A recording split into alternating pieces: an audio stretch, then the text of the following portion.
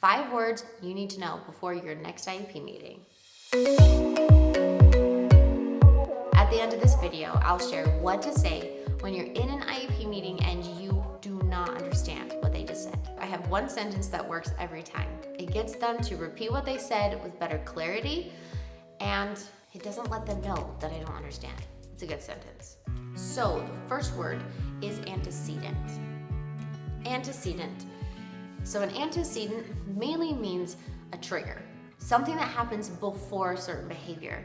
This is kind of a big word, so in case you forget antecedent and what it means, just know that if there was an ant climbing up your leg, it would definitely trigger a certain behavior from you, right?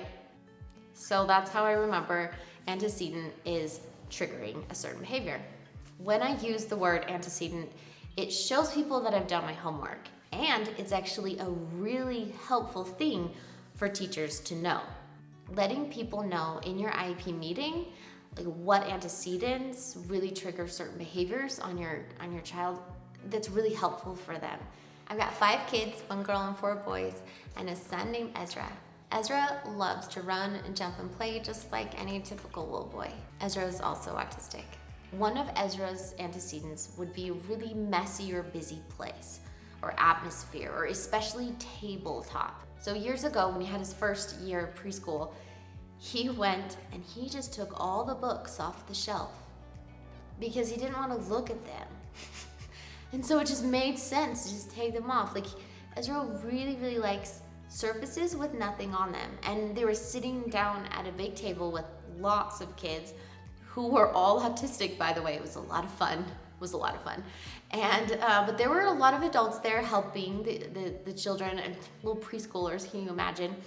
And Ezra decides he needs to just get everything off that table. So he starts climbing on the table, just pushing everything off. I mean, even if the kids were like trying to use their glue sticks, he would take the glue sticks and throw them off. It bugged him. And the teacher at first didn't know why he was having this behavior.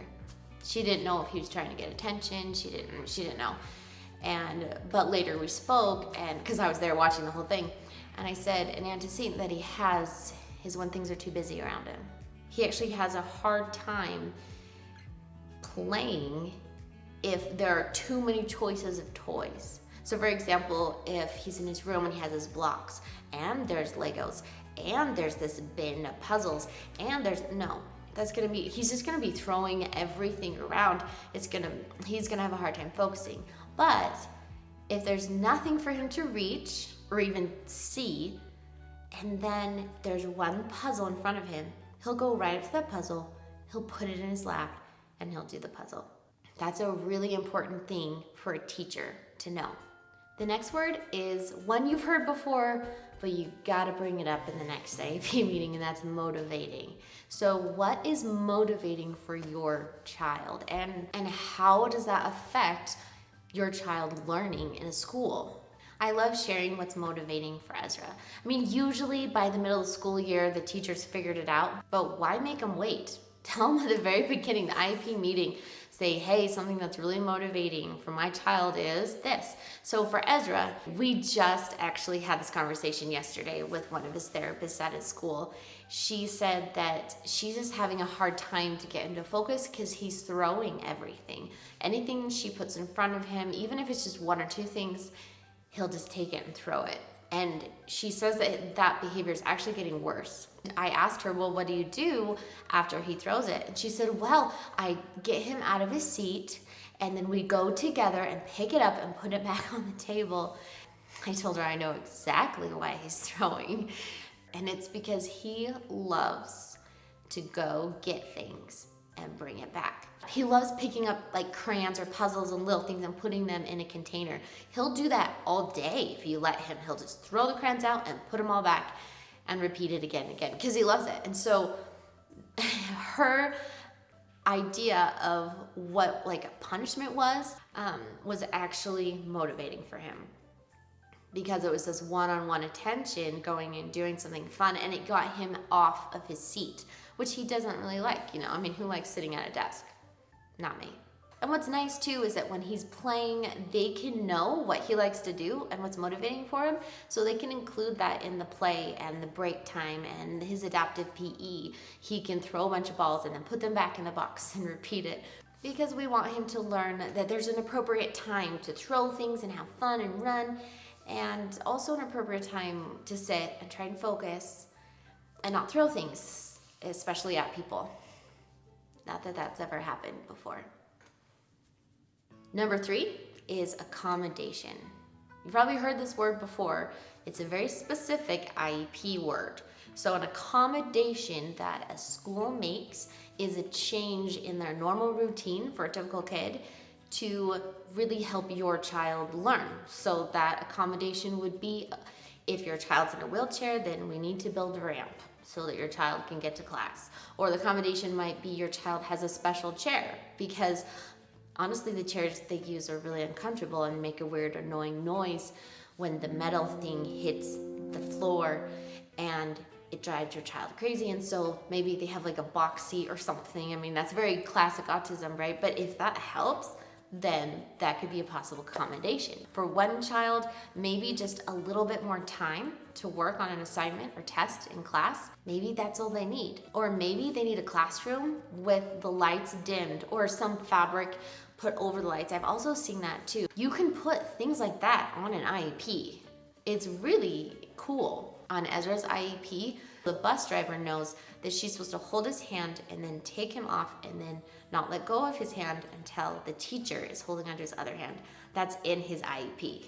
Another accommodation that Ezra has is that when he drives the bus, heaven forbid, when he rides the bus, he needs to be on the bus buckled in, and not just with like a waist one, but it needs to be like a harness like over his shoulders, because he will get out of the other one and then it's a safety hazard, and then he's running around and who knows what he'll do. It's important to know the word accommodation so you can use it as well. And I do suggest that before you say, oh, this is my suggested accommodation, you can say that, but before you do, say, this is the situation, this is the problem. What accommodation do you usually do or think would be a good idea for this issue? And then you can get all these ideas. One thing that I've learned, and I've done IEPs with 3 different schools with my kids, as Ezra's not the only one on an IEP with my kids. And what I've learned is super important is to not pretend like you know everything. I mean, you know your child better than everyone, but if everyone feels heard and they all have ideas, more likely everyone in the room will get to a better idea for accommodation, better for your child. But this is what they have their degrees in, and they should have some good ideas. So you might as well ask. And then of course, give your ideas as well. Never feel intimidated like you can't share your idea of what a good accommodation would be for your child. I know they're experts in their field, but you're an expert on your child. The 4th is autonomy. You can also say self-advocacy. That's a fun one to say 3 times fast. Self-advocacy, self-advocacy, self-advocate. This is something I love to keep in mind during the IEP meeting. Autonomy means more power over your own life so that you can do things by yourself and make choices for your own life. You might have heard something like a machine is running autonomously because it's running by itself, it doesn't need anyone. In the IEP meetings that I've been to, I love mentioning Ezra's autonomy and the goals we have for that. I want him to be able to communicate when he needs a break so that he can have more say on what happens during his school day. And he's not just expected to obey and listen to everyone else, but he knows that they can listen to him. And so right now we're trying to teach him how to sign break. And so when he needs a break, he can sign that and communicate that, maybe he needs a drink of water or go for a walk or go jump on the little trampoline on the corner of the room in his classroom. I want Ezra to be able to do as much for himself as possible. So we have goals to help him become more autonomous. To help your child become more of an advocate for themselves is to really give them permission to speak up when they need to.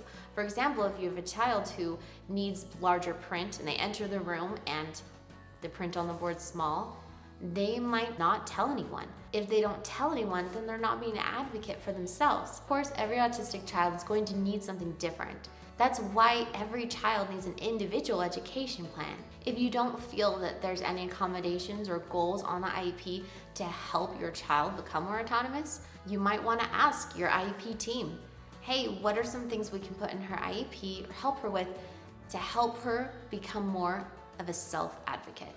And just see what ideas come up. And the very last word is thanks.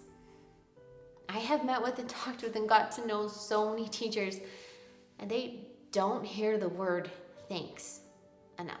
I think it's because everything they do is just expected. I mean, if you go to an IEP meeting, you just expect that they're there prepared with their summary, with their evaluation, and you just expect that they will give you that progress report, and you just expect that they will, we expect so much from these teachers. The more I build up people around me by thanking them and sincerely complimenting them, the better the relationship I have with them. And the better relationship you have with the people in your IEP meeting, the more they're gonna accommodate your child's needs. It's just as simple as that. That might sound unfair, and you're right, it is. Every IEP meeting, they should accommodate your child's needs.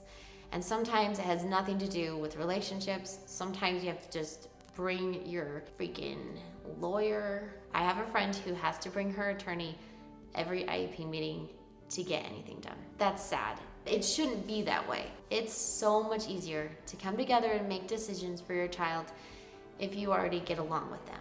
IEPs can be really difficult at times. If you are ever in this situation where you're at an IEP meeting and someone says something and you don't understand what they say, here is what you can ask. This is the one sentence that I said at the first of the movie that I use often. I use a lot, actually.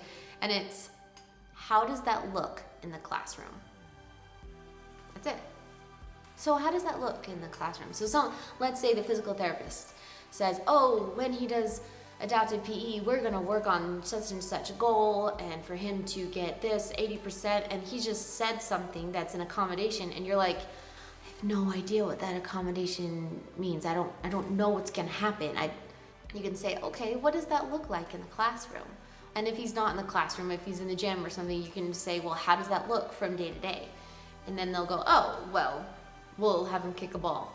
It's so funny whenever I ask that question, which I do a lot. How does that look like in the classroom?